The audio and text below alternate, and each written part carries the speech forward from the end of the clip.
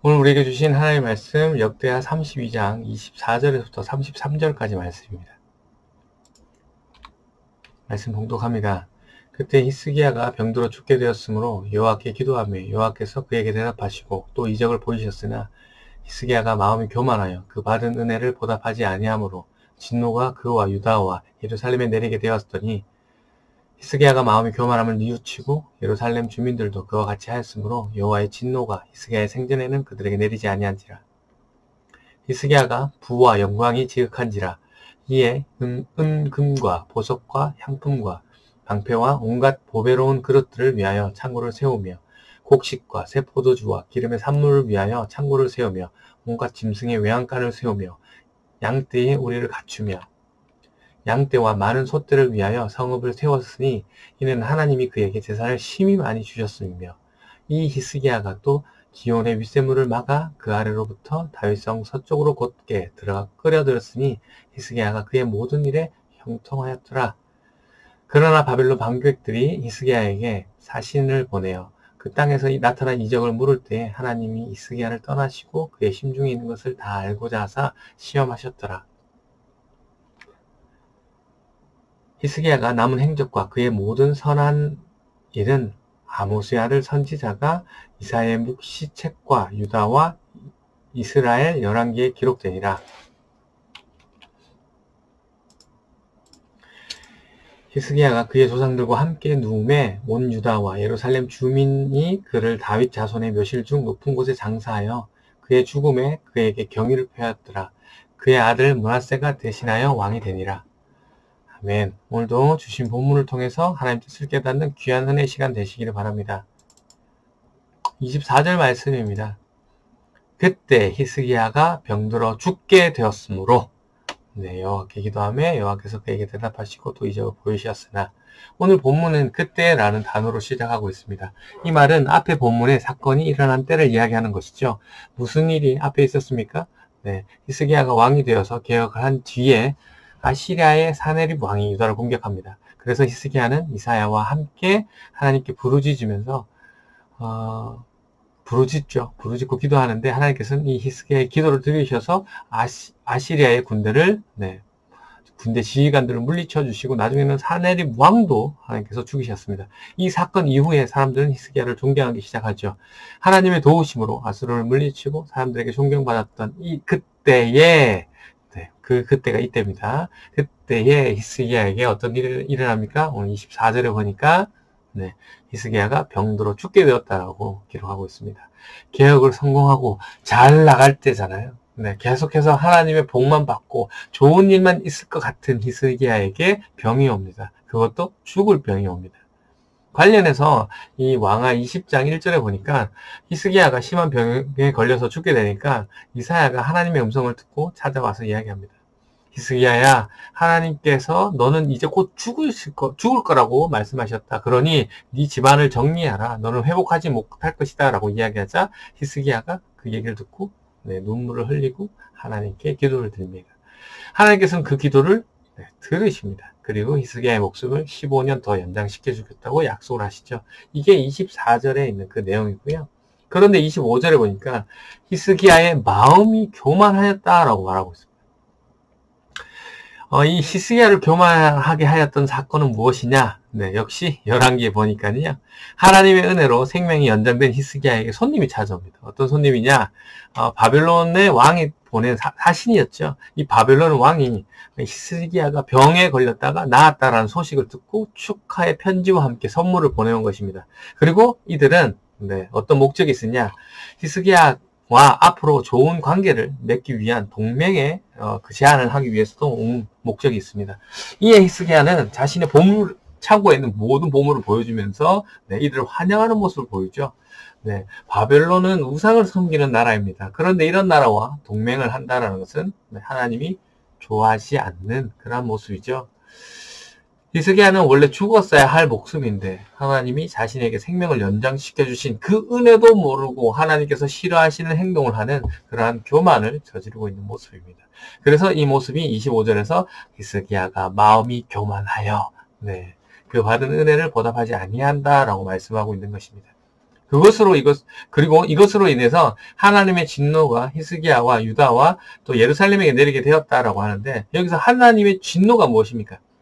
네, 열왕기서 보니까 이스라엘을 통해서 하나님이 말씀하시는 것이죠. 앞으로 왕궁 안에 있는 이 모든 것들은 바벨론에게 빼앗길 것이다 라는 그 말씀입니다. 그것이 하나님의 진노죠. 26절에 이 예언을 들은 히스기야는 자신의 교만함을 뉘우칩니다. 그래서 하나님께서는 그 뉘우치는 히스기야를 보시고, 네, 히스기야가 살아있는 동안에는 내리지 않는다라고 하시는 거죠. 그래서 이 진노가 없어지는 것은 아닌 것이죠. 이후의 말씀처럼, 네, 나중에 바벨론에게 망해서 포로로 잡혀가는, 네, 그러한 역사가 일어나죠. 이것을 보면 두 가지를 알 수가 있습니다. 하나님은 말씀하시면, 약속하시면 반드시 지키신다. 그리고 죄는 반드시 벌을 받는다라는 것을 알 수가 있죠. 흔히 나쁜 짓을 하고도 평생을 잘 먹고 잘 사는 사람들을 보면서, 아, 하나님, 왜 저 나쁜 사람들은 벌을 받지 않고 잘 먹고 잘 사나요? 라고 하나님께 질문하는 사람, 또 하나님을 원망하는 사람도 있습니다. 하지만 지금은 그렇게 보일지 모르지만 반드시 심판은 있습니다. 이 이후에 히스기야는 부와 영광이 가득한 삶을 살게 됐죠. 관련된 내용이 27절부터 30절까지 쭉 나옵니다. 쭉 나오죠. 30절까지 쭉 나옵니다. 네, 어느 정도냐 하면 30절 마지막 부분에 보시면 히스기야가 하는 모든 일에 형통할 정도로 히스기야는 하나님의 도우심으로 부와 영광이 가득한 삶을 살고 있습니다. 네, 이어서 31절 말씀입니다. 그러나 바벨론 방백들이 히스기야에게 사신을 보내어 그 땅에서 나타난 이적들을 물을 때 하나님이 히스기야를 떠나시고 그의 심중에 있는 것을 다 알고자 하사 시험하셨더라. 네, 첫 단어가 그러나라고 시작하고 있습니다. 아시다시피 그러나라고 문장이 시작되면 앞의 내용과 반대되는 내용이 나온다라는 것을 아실 겁니다. 앞에서 히스기야는 부와 영광을 누리며 모든 일에 형통한 삶을 살았으니 그러나라는 것은 이 이후에는 부와 영광을 누리지 못하였을 뿐만 아니라 형통하지 않은 삶을 살았다라는 내용이 나와야 되는데, 네. 그래서 쭉 보시면 바벨론의 지도자들이 유다 땅에 일어난 기적 같은 일에 대해서 알아보기 위해 히스기야에게 사신을 보냅니다. 이때 하나님께서 히스기야를 떠나시고 히스기야의 마음을 보시려고 시험하셨다라는 말씀이 때문에 이 부분을 잘못 보면 히스기야가 예전에 병을 낳자마자 바벨론 사신들이 왔을 때처럼 교만했던 그 모습처럼 지금 더 잘 나가는, 네, 병을 받았을 때보다 더 잘 나가고 있는 지금, 네, 바벨론의 사신들과 마치 범죄하였던 것처럼 보입니다. 하지만 여기서 여기 이 31절에 그러나라고 번역된 말의 원문을 찾아보면, 의미를 찾아보면 그와 같이 따라서 그러므로라는 뜻을 가지고 있습니다. 그리고 새 번역 성경에는 이 단어를 심지어라고 번역하고 있습니다. 그러니까 네, 앞의 내용과 반대되는 내용이 아니라 이어지는 연관된, 상관된 내용이라는 것을 우리가 알 수가 있죠. 또 히스기야를 부정적으로 보이게 하는 구절이 하나님을 떠나시고 라는 구절이 있죠. 네, 이 구절은 하나님께서 마음대로 하게 두셨다라고도 해석할 수 있습니다. 네, 그래서 두 가지를 정리해보면 히스기야는 모든 일에 형통하였다. 그래서 엄청난 부와 명예를 마음껏 누리고 있을 때, 네, 심지어 또 아니면 이와 같이 바벨론 사신들이 유다 땅에 일어난 기적에 대해서 물으러 올 정도였다. 하나님께서 바벨론 사신들을 통해서 예전에 생명을 연장시켜 줬을 때는 히스기야가 교만했던 모습을 보였는데 이번에는 어떡할까라고 그의 마음을 시험해 보시려고 히스기야를 마음대로 하게 두셨더니, 네, 이해가 되시죠? 네, 히스기야의 중심이 뭡니까? 하나님께로 향하고 있었다라는 것이죠. 네. 31절에 히스기야가 범죄하였다라면, 그렇게 해석하였다면, 이 이후에 나오는 32절, 33절의 말씀이 부정적으로 나왔어야 되는데, 이 32절, 33절 말씀도 히스기야를 긍정적으로 평가하고 있잖아요. 그렇기 때문에, 네, 우리가 이것을 통해서, 히스기야가 마음을 곱게 했구나라는 것을 알 수가 있습니다. 오늘 본문 마무리됩니다. 오늘 말씀을 정리하면서 묵상합니다.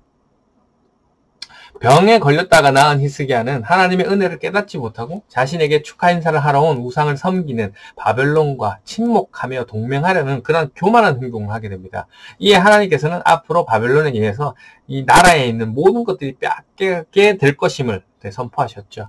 여러분은 어떻습니까? 내 힘으로 감당할 수 없는 병에 걸렸을 때 또는 이와 비슷한 큰 어려움을 겪었을 때 하나님의 도우심으로 다시금 살아갈 수 있게 되었음에도 하나님의 은혜를 저버리며 하나님께서 싫어하시는 것들과 타협하는 모습을 보인 적은 없습니까? 저를 포함 이 자리에 있는 모든 분들, 이러한 교만을 저질렀을 겁니다. 우리 모두는 태어나면서부터 내 인생이 내 것인 줄 알고 살아가는 내가 주인된 원죄를 가지고 있습니다. 이 죄로 인해서 우리 모두는 심판을 받고 영원히 지옥에서 살아야 하는 그러한 인생이었습니다. 그런 우리에게 하나님은 아무런 조건 없이 저와 여러분을 택해 주셨고 자신의 아들을 죽이시면서까지 우리를 살려주시는 말도 안 되는 도저히 생각할 수도 없는 그러한 사건을 통해서 우리를 구원해 주셨습니다. 그런 큰 은혜를 입은 우리임에도 우리는 하나님의 그 크신 사랑을 잊어버리고 하나님의 싫어하시는 것을 가까이하며 오늘 초반의 히스기야의 옷처럼 교만한 그런 모습을 보이고 있지는 않습니까? 그렇고 살고 있죠. 이럴 때 우리는 어떻게 해야 되겠습니까? 오늘 히스기야는 이사야의 지적이 있을 때 바로 회개하는 모습을 보입니다. 그렇습니다. 앞에서 보셨듯이 분열 왕국 시대에 하나님이 보시기에 가장 뛰어난 왕이라고 평가받는 히스기야였지만 그 역시 인간이었기 때문에 범죄하는 모습이 있습니다.